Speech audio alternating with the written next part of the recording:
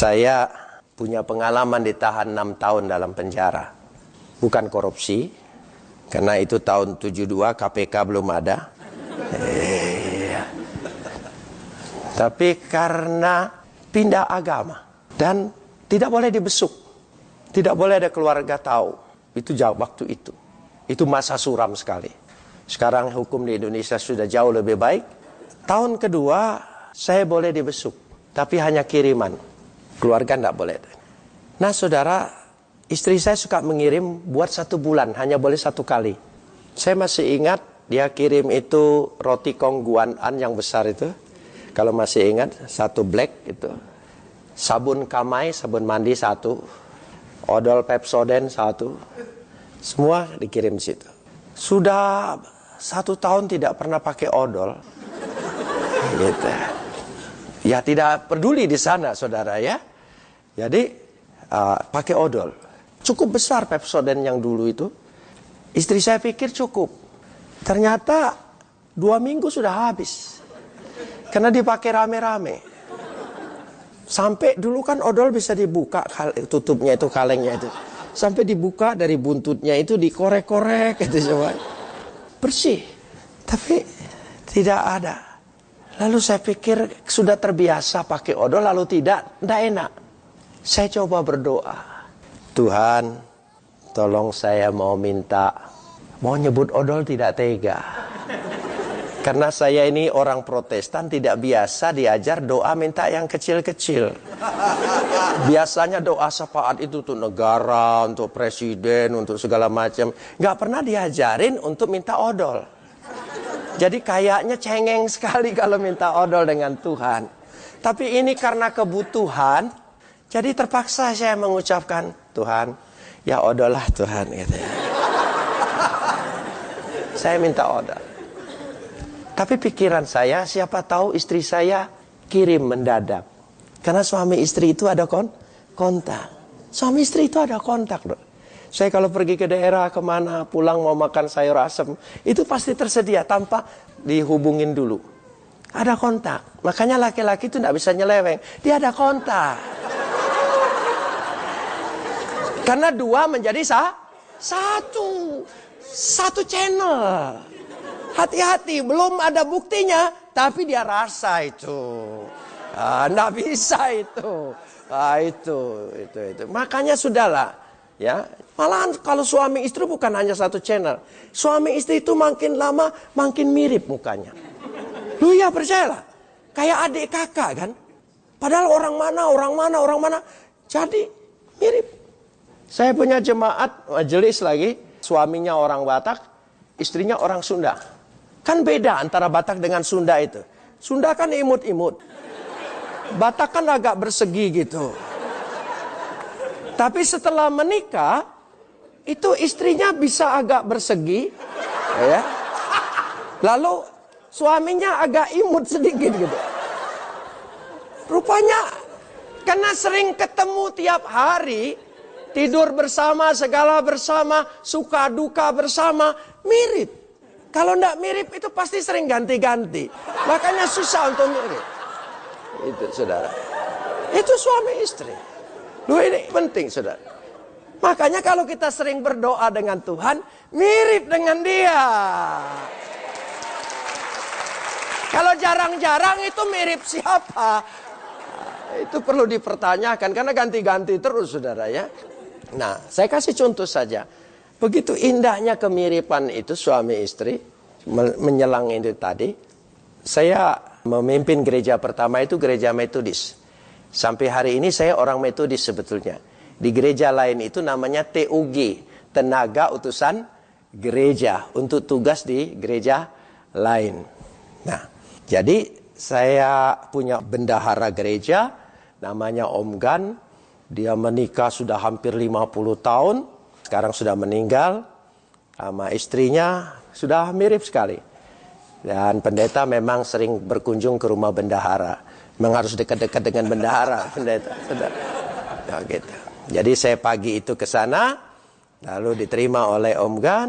Sudah salam, ya duduk Pak Pendeta. Kami sebut bukan Pak Pendeta saya, Domini. Gitu, bukan domino, saudara. Domini. Ya, Domini silakan masuk. Gitu. Lalu dia kasih kode dengan istrinya. Mah, hanya begitu, mah. Istrinya masuk ke dalam, tiba-tiba bawa kopi susu pisang goreng. Saya heran, kok bisa ngerti dia?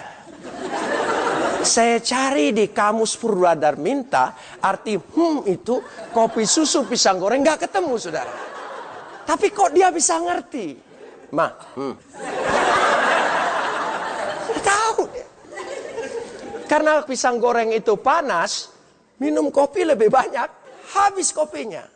Jadi saya bilang dengan Tante Gan,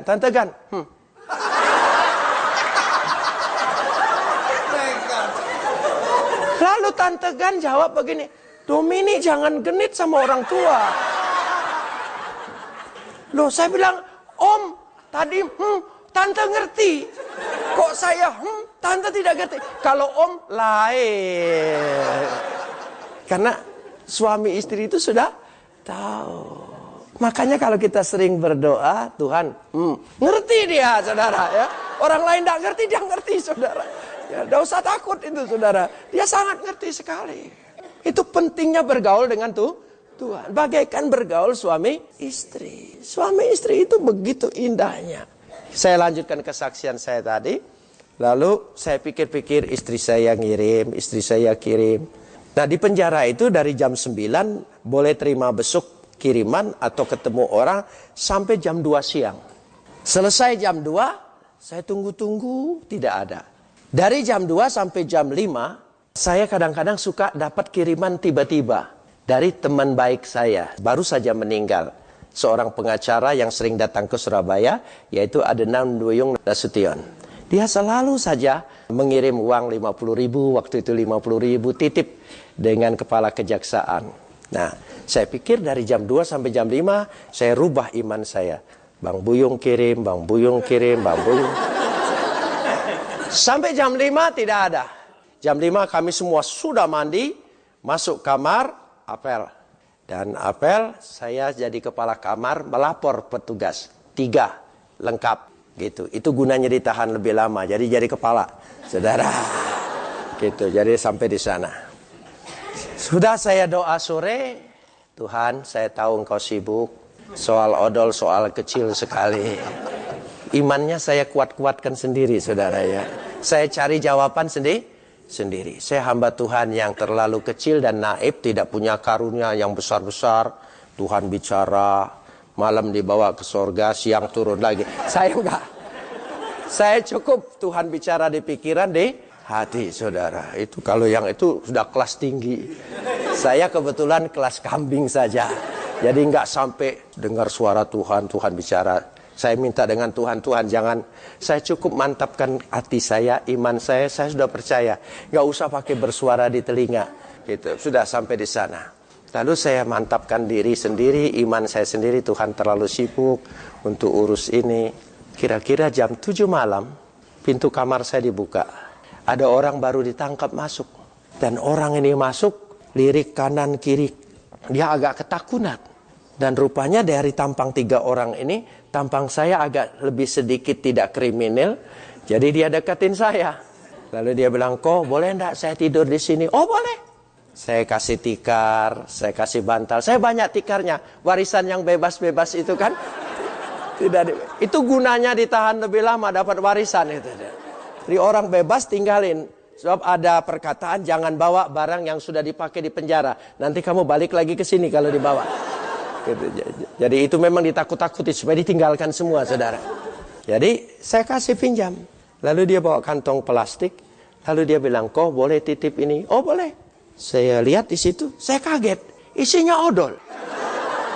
Tidak tanggung-tanggung, 10 odol. Loh, kok ini bisa odol semua? W punya toko. Waktu W ditangkap, W gugup. W kira masukin sabun, masukin apa. Rupanya yang dimasukin odol semua. Saking gugupnya. Jadi waktu diserahkan saya, 10 odol. Kan sikat gigi tidak boleh pinjem. Jadi dia tidak sikat gigi karena dia tidak punya, saudara. Odol saya milik 10. Tuhan itu cara menjawabnya lain sekali. Saya atur lewat istri saya atur lewat teman baik saya. Ternyata Tuhan punya jalan lain. Dari situ saya belajar cara Tuhan mengabulkan doa kita tidak pernah bisa apa kita pikirkan. Dia selalu punya cara yang lain sekali. Besoknya jam 8 dia dipanggil keluar, diperiksa di kejaksaan. Sampai jam 5 sore belum pulang. Ketika apel saya bilang dengan petugas, 4 di luar 1. Oh, hapus saja. Kenapa? Itu orang salah tangkap. Namanya sama, tapi orangnya lah lain. Rupanya dia ditangkap hanya untuk kirim.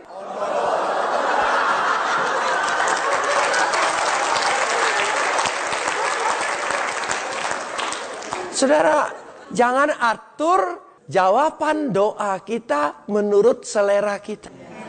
Tuhan punya cara. Itu iman. Amin. Jadi iman nih bahwa Tuhan punya cara. 99 pintu tertutup. Ada apa peribahasanya? Ada 1 pintu salah.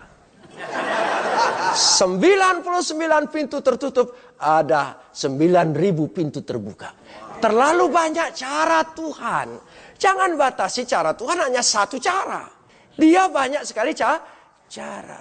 Jadi dari situ saya mulai belajar, meskipun sebagai orang Protestan tidak pernah diajar doa minta yang kecil-kecil, ternyata Tuhan itu memperhatikan kita dari perkara yang kecil, apalagi yang besar. Dia sangat memperhatikan kebutuhan kita. Amin, saudara.